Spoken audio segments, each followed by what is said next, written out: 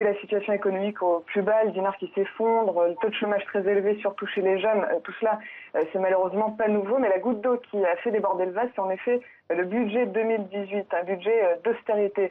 En fait, le gouvernement demande aux Tunisiens de se serrer encore un peu plus la ceinture, sauf que ça n'est plus audible. Pourquoi ?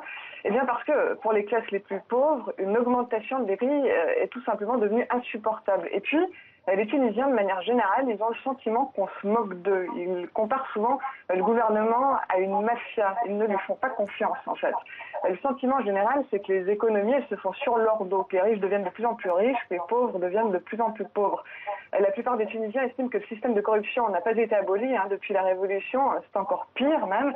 Avant, il y avait un voleur, Ben Ali et sa famille. Là, il y en a des milliers, c'est bien plus grave. Ça, c'est une phrase qui revient constamment.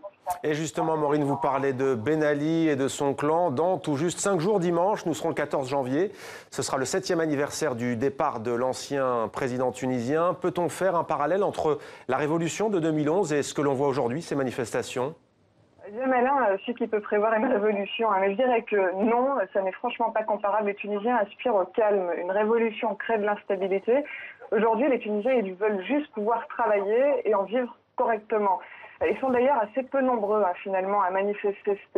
Et puis, si ces manifestations dégénèrent parfois, c'est vrai, c'est aussi et surtout parce que la frustration, la déception est immense. De manière générale, les Tunisiens ne voient pas bien comment la situation économique pourrait s'améliorer ces prochains mois. Il y a des signes qui ne trompent pas. Jamais depuis 2011, autant de jeunes n'avaient tenté de traverser la Méditerranée pour rejoindre l'Europe que ces derniers mois.